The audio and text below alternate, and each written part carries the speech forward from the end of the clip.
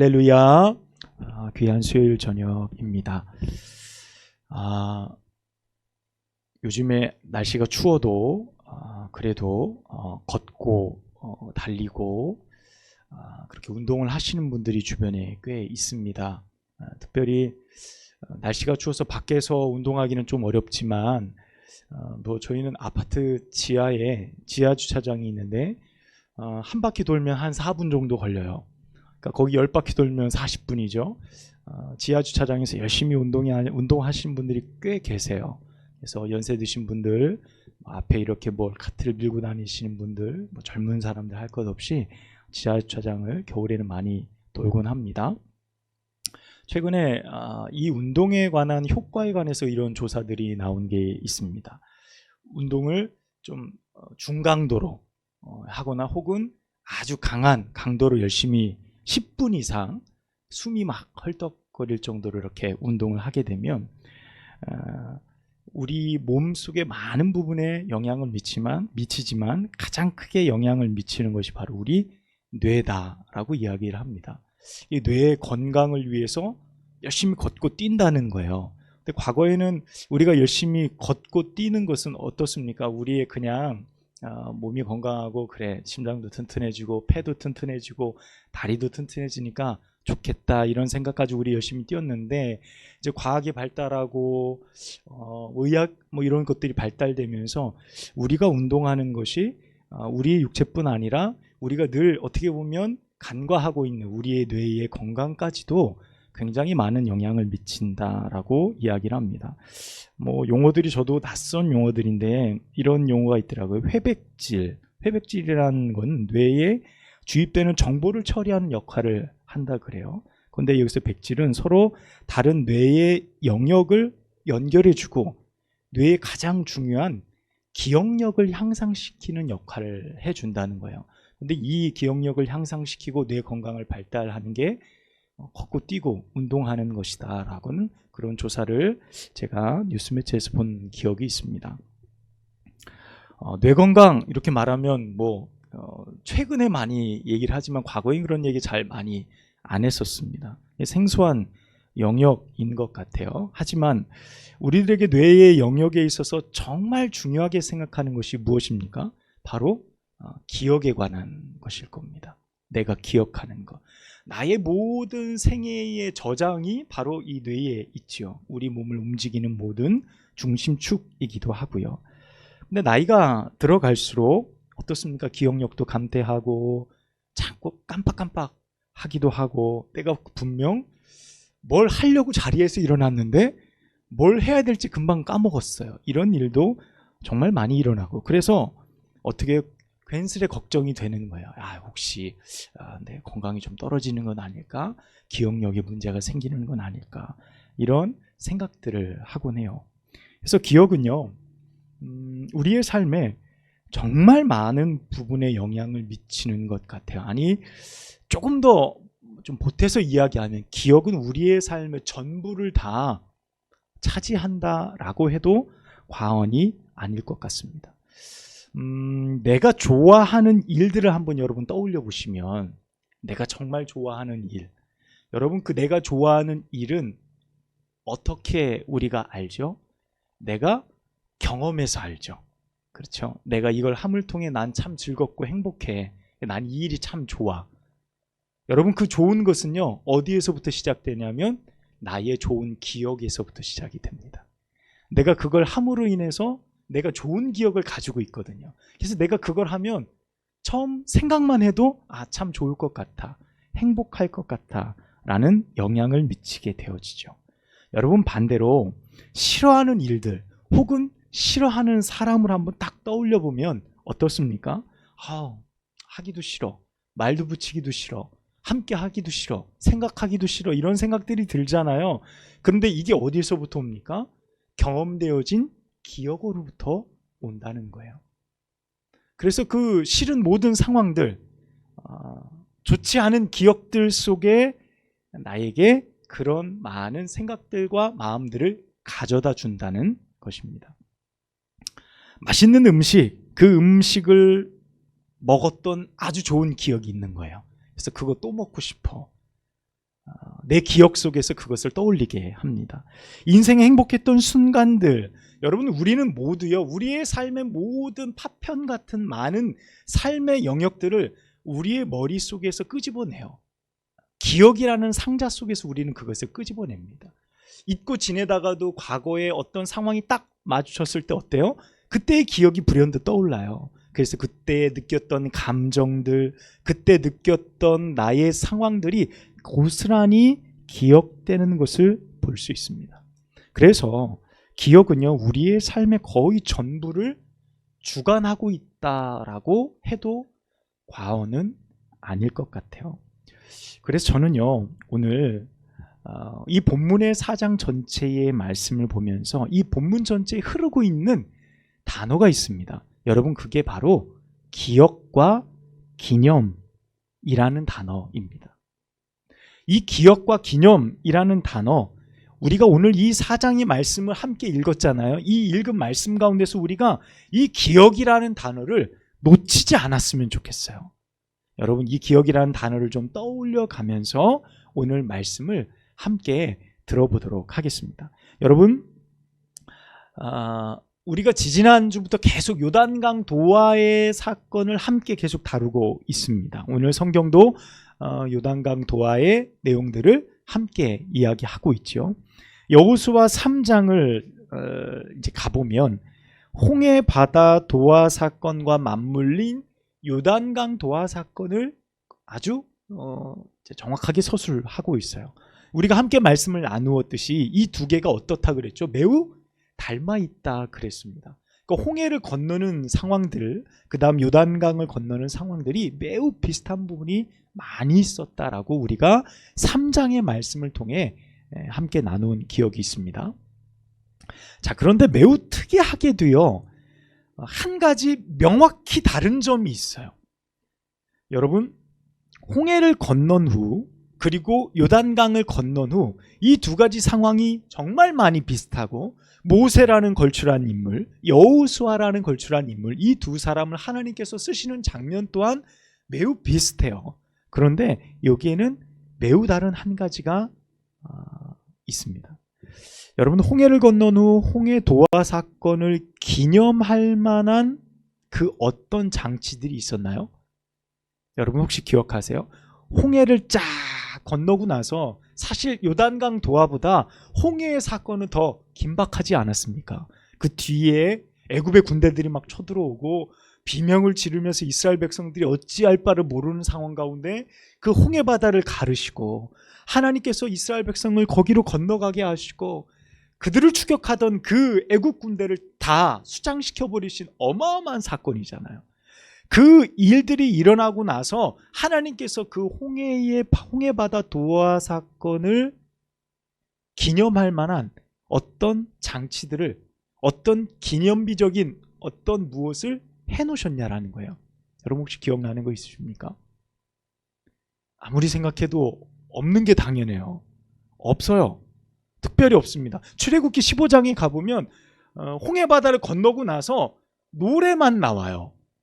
모세가 여호와 하나님을 찬양하자 노래하는 그 노래를 이어서 또 누가요? 그의 누이였던 미리암이 또 노래하는 장면이 나와요. 그래서 15장에 가보면 모세와 미리암의 노래를 제외하고는 그 홍해 도하 사건을 기념할 만한 그 어떤 물리적인 보여지는 어떤 상징이 아무것도 없었다는 거예요. 여러분 참 이상하다 이런 생각 좀 해보셔야 될 것 같아요. 왜냐하면 요단강 사건과 비교했을 때 이 홍해가 결코 작지 않은 일이었잖아요.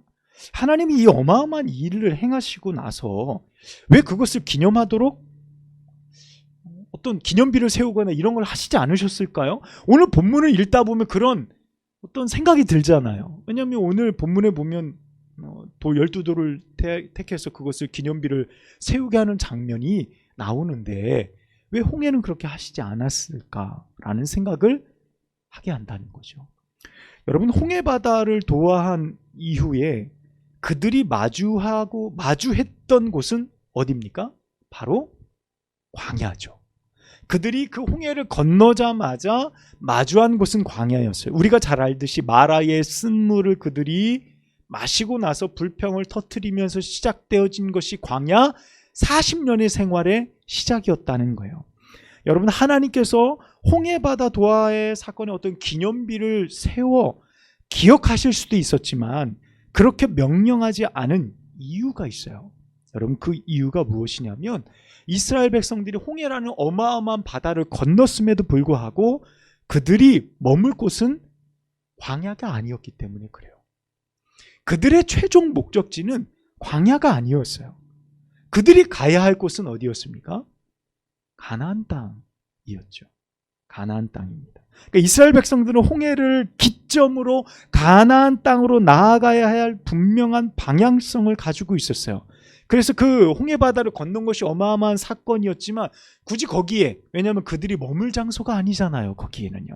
무슨 비석을 세우든 뭐하든 별 의미가 없는 장소일 수도 있어요. 그런데 요단강 도하의 사건에는요, 우리의 다른 시각이 필요하다라는 거예요. 여러분, 요단강을 건너는 것은요, 약속의 땅에 문을 여는 것과 같은 거예요.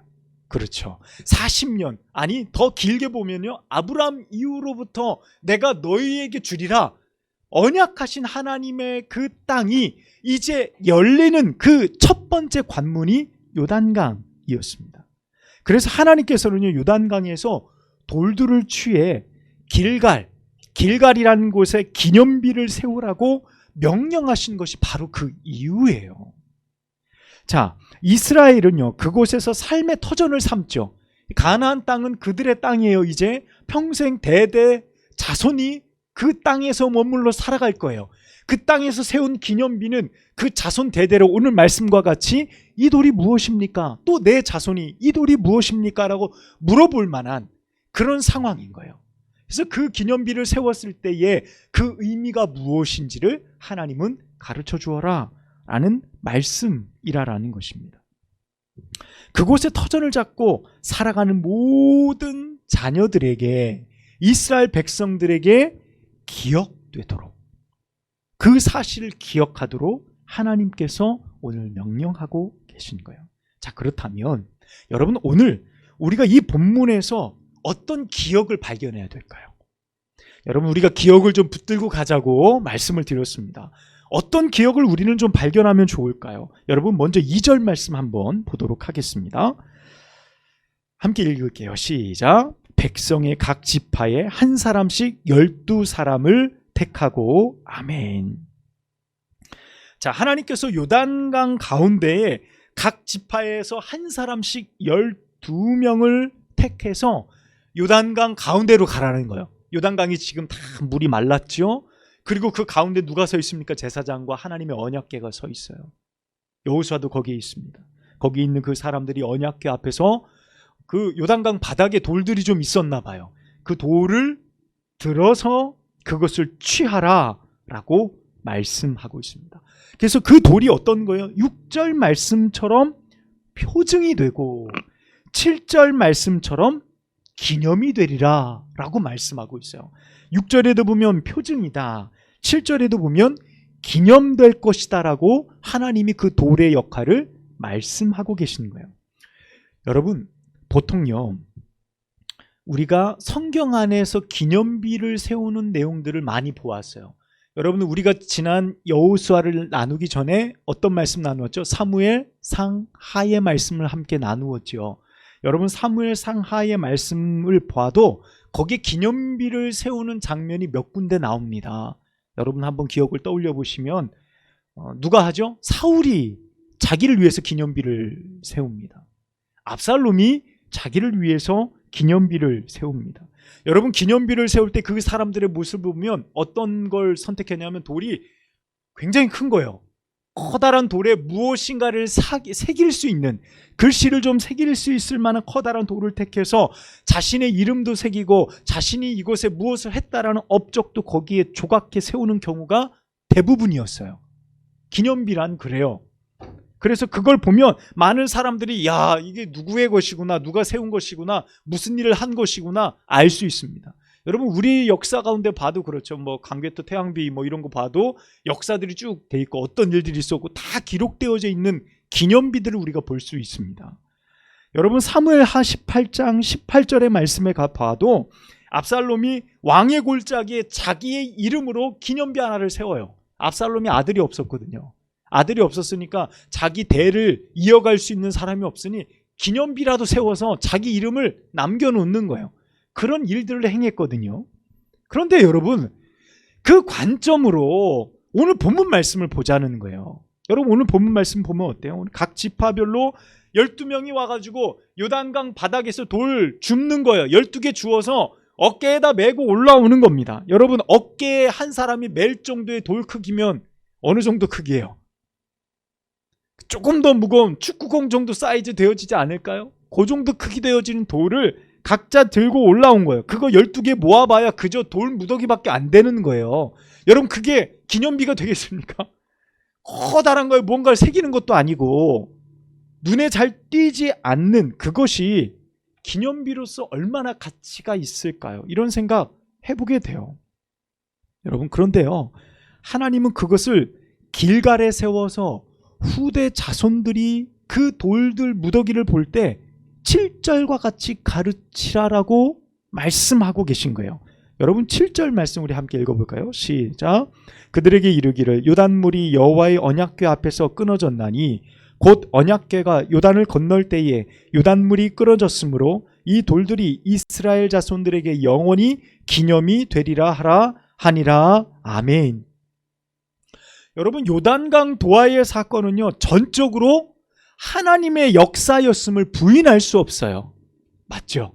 여러분 우리가 그것에 아멘 하는 거예요. 이스라엘 백성들도 아멘 하는 겁니다. 하나님이 하셨습니다 라고 말하는 겁니다. 여러분 그런데요 인간사가 그렇죠. 시간이 지나잖아요. 지금 이 당시의 사건을 누구나 다 기억하고 하나님께서 요단물을 마르게 하셨습니다라고 이야기하지만 여러분 시간은 지나는 거예요. 시간이 지나면 그때 당시 그 사건을 경험했던 사람들이 어떻게 해요? 세상을 떠나죠. 우리의 기억은요 무뎌져 갑니다. 그렇습니다. 우리의 생각, 우리 인간은요 편리주의적 의미로 과거에 일어났던 일들을 재해석하는 경우가 심심치 않게 일어나게 되어진다는 거예요. 여러분 그럴 만한 충분한 이유들이 오늘 성경에 그대로 나와 있어요. 여러분 3절 말씀 볼까요?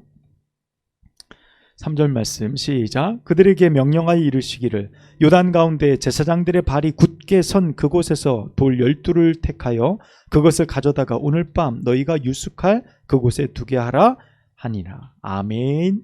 여러분 이 말씀 3절 상반절 앞쪽에 있는 말씀만 보면 요단 가운데 지금 누가 서 있는 거예요? 제사장들이 굳게 섰어요.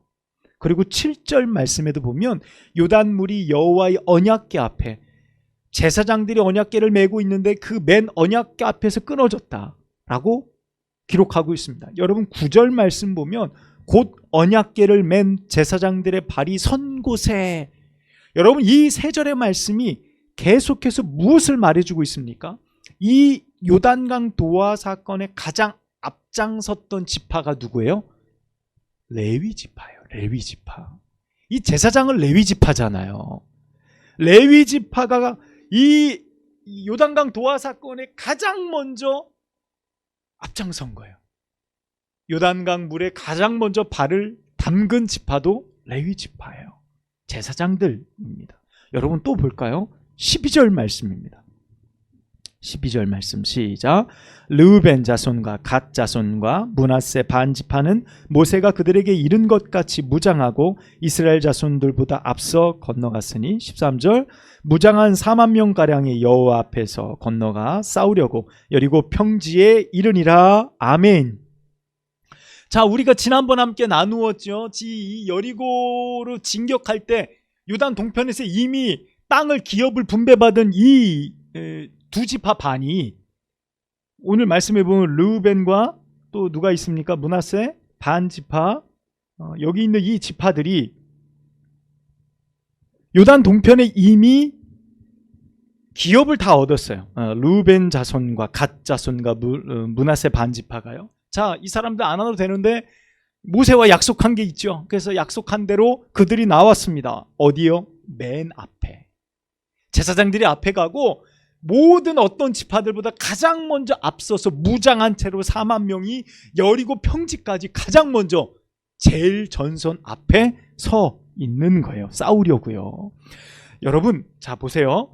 요단강 도하의 사건이 전적으로 하나님의 역사라는 사실을 누가 부인할 수 있을까요? 여러분, 그런데요, 시간이 지나면 우리는 그 기억을 잃어버린다니까요. 여러분, 예전에 받았던 은혜를 까먹는다니까요. 무뎌진다니까요. 여러분, 인간의 편리주의적 생각들이 하나님께서 과거에 행하셨던 것의 의미를 바꾸어버리는 일들이 너무 많다니까요. 여러분, 요단을 건널 때까지요, 이 네 지파가 정말 많은 일들을 감당합니다. 그렇죠? 레위 지파와 므낫세와 르우벤과 갓 지파, 이렇게 엄청난 일들을 많이 감당해요. 여러분, 이 사실이 후대에, 나중에 후대에 각 지파별로 우리가 요단강을 건널 때 어떤 지파가 가장 수고했지? 그 지분과 기여도를 따질 만한 명분이 충분하지 않나요? 그렇죠, 충분하죠. 왜냐하면 나머지 8지파는 그냥 구경만 하고 있었거든요. 구경만 하고 있었고, 나머지 이 4지파가 최선을 다해서 이 여리고를 진격하는 요단강 도하의 사건의 모든 것들을 다 했어요. 이 8지파는 그냥 구경하다 요단강을 건넌 것밖에 없는 겁니다. 여러분, 우리가요, 하나님의 일을 한다고 합니다. 우리가 하나님의 일을 한다 그래요. 일 잘 맞춰놓고 하나님께서 다 하셨습니다, 하나님께서 이렇게 멋진 아름다운 교회를 세우셨습니다라고 말하지만요, 여러분, 시간이 지나면 우리 기억 속에서 마음 한구석에 나름 내가 거기에 얼마큼 수고했는데 라는 기여도를 내 스스로 끄집어낼 때가 있다는 거예요. 여러분, 이 그릇된 기억이 하나님의 일들을 그르치고요, 하나님께서 하신 모든 일들에 나의 업적을 나름 끼워 넣으려고 하는 악한 생각들을 하게 한다는 거예요. 그런 일들을 자행하는 일들을 우리는 우리의 무뎌진 기억 속에서 자꾸 하려고 하는 행동들을 끄집어낸다는 거예요. 여러분, 하나님께서 왜요 요단강에서 12돌을 취하라고 말씀하셨을까요? 더 좋은 돌도 많은데, 더 훌륭한 돌들도 많아서 기념비적인, 정말 커다랗고 모든 사람이 봐도 한눈에 볼 만큼 엄청난 그런 것들을 하실 수 있는데 왜 굳이 요단강에서 돌을 선택하셨을까요? 여러분, 물론 우리 인간적인 수고도 있습니다. 여러분, 하나님의 일을 하면서요, 더 수고한 사람도 있고 덜 수고한 사람도 분명히 있어요. 여러분, 이는요, 하나님의 명령에 의한 것일 수도 있습니다. 여러분, 오늘 말씀에 보아도 그렇고 지난주 말씀에도 그렇고요, 8지파가 괜히 그냥 안 나섰겠습니까? 하나님이 너희는 그냥 가만히 있어라, 1km 정도쯤 떨어져 있어. 우리가 말씀 보았잖아요. 언약궤하고 너희는 이만큼 떨어져 있어. 그들이 아무것도 못하고 구경하는 거죠. 하나님 명령이었으니까. 12돌을 취해 길갈에 세울 때 하나님께서는 12명을 그대로 선택하시는 거예요. 요단강을 다 건너고 나서 그 마른 땅 중간에 12명을 데리고 왔어요. 12지파가 똑같이요. 12지파가 똑같이 거기에서 돌들을 가지고 각자의 숙소로 돌아가요. 그리고 나서 나중에 길갈에 12돌을 세우는데 12돌을 세울 때의 기여도는 다름없이 모두가 똑같았어요. 12돌을 세우는 것에 있어서 조금의 차별도 하나님은 허락하시지 않으셨습니다. 그리고 기억될 수 있는 것은 바로 7절이에요. 7절 말씀처럼 오직 하나님께서 이 일을 행하셨다라는 말만 남기는 거예요. 하나님께서 행하셨다. 하나님께서 행하셨다. 여러분, 우리가 이 사실을 잊지 않을 때요, 하나님께서 나의 삶에 역사하셨음을 바르고 온전하게 기억할 수 있는 겁니다. 여러분, 우리의 기억이 늘 무뎌지고 우리의 기억이 모난 것은요, 나의 업적을 세우려고 하는 어리석은 생각들 때문입니다. 여러분, 하나님은 요단강 도하의 모든 사건 가운데 누가 더 수고했고 누가 덜 수고했고의 문제가 아니에요. 12돌을 정확하게 12지파에게 동일하게 그것을 기억하게 하시며 무엇만 기억하라는 거예요? 하나님께서 하셨다라는 사실만 기억하라는 거예요. 하나님께서 이와 같이 하셨다는 사실만 너희는 기억하면 돼.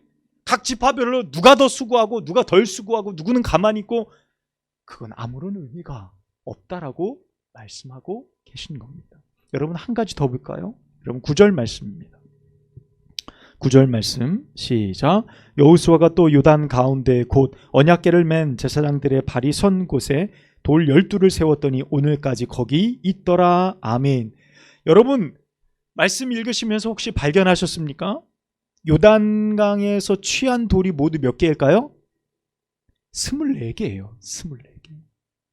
처음에 12명 데려다가 12돌 택했죠. 그리고 나서 제사장들에게 그 요단강 중앙에 12돌을 또 세워요. 여호수아가. 그게 9절 말씀이에요. 그래서 24개의 돌인 거예요. 12개는 길갈에 세워졌고 나머지 12개는 마른 땅이 된 요단강 중앙에 세운 거예요. 여러분, 여호수아는 하나님이 명령 외에 요단강의 제사장들을 통해 12돌을 다시 또 세운 겁니다. 그러니까 요단강의 가운데 12돌 세워놓고 길갈 건 따로 있는 거예요. 숙소에 가져간 겁니다. 여러분, 사실 길갈의 12돌은 누구나 보아도 기념비적인 일이지요. 그렇죠. 여러분, 나중에 이제 우리가 다음 주에 함께 말씀을 나누겠지만 길갈에 12돌이 쫙 쌓여 있을 때 자손들이 야, 이게 뭡니까? 물어볼 만큼의 상징적인 것이 쌓여 있는 거예요. 그런데 여러분, 요단강 바닥은 무슨 의미입니까? 여러분, 요단강 바닥에 12돌이 세워진 거는요, 여러분 18절 우리 말씀 볼게요. 18절 시작. 여호와의 언약궤를 맨 제사장들이 요단 가운데서 나오매 그 발바닥으로 육지를 밟는 동시에 요단물이 본 곳으로 도로 흘러서 전과 같이 언덕에 넘쳤더라. 아멘.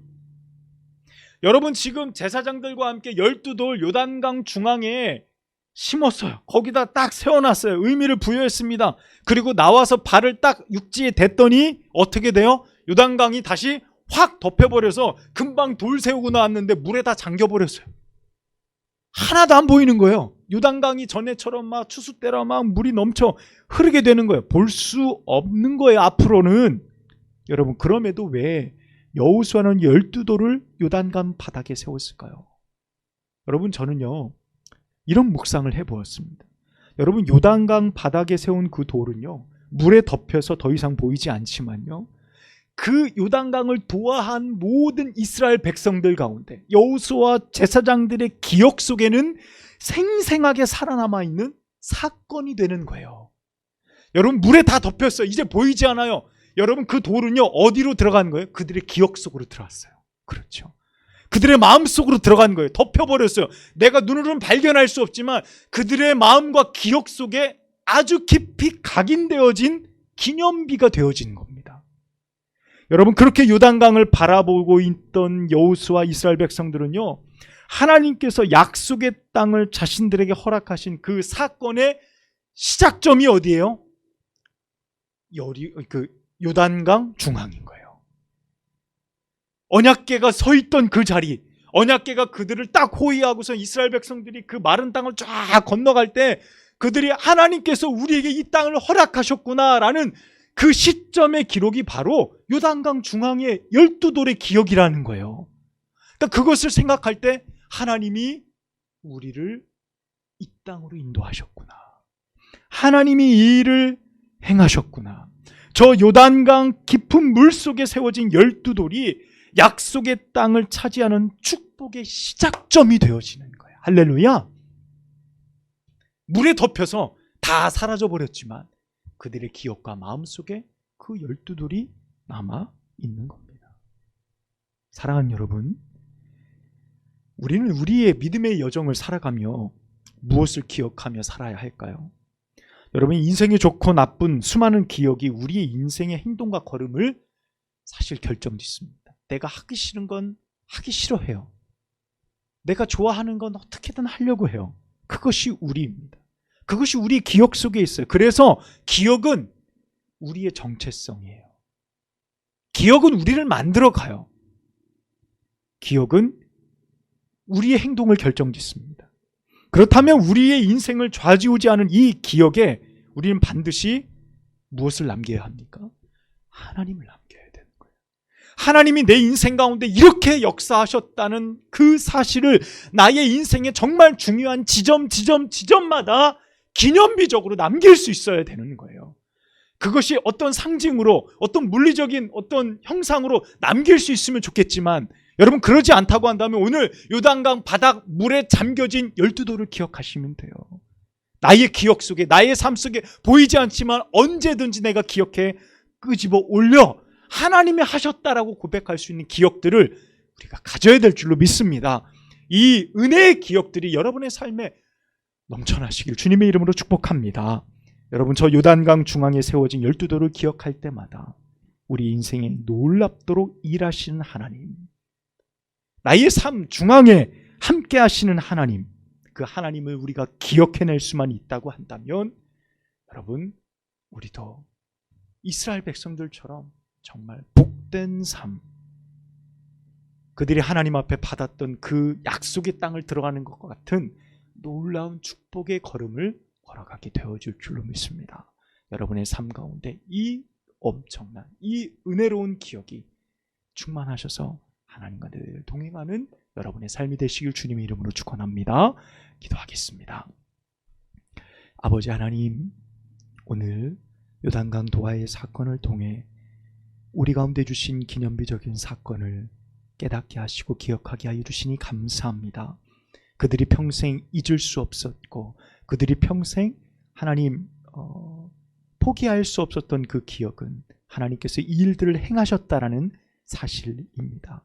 하나님, 그것이 기억 속에 덮여지고 꼭 요단강 물 가운데 잠겨서 아무도 그 기억을 하지 못하는 그런 상황이 될지라도, 그럼에도 우리는 그 기억을 다시 한번 떠올리며 하나님이 내 인생 가운데 이와 같이 행하셨다는 분명한 믿음의 고백으로 우리가 하나님을 앞세우며 살아가는 저희 삶이 되어지도록 인도하여 주옵소서. 연약한 우리의 삶에 복 주실 하나님, 우리가 참된 기억, 아름다운 기억들을 가지고, 복된 기억들을 가지고 하나님의 거룩하신 시간 안에 살아가는 저희 모두가 되어지도록 인도하여 주옵소서. 예수님의 이름으로 간절히 기도하옵나이다. 아멘.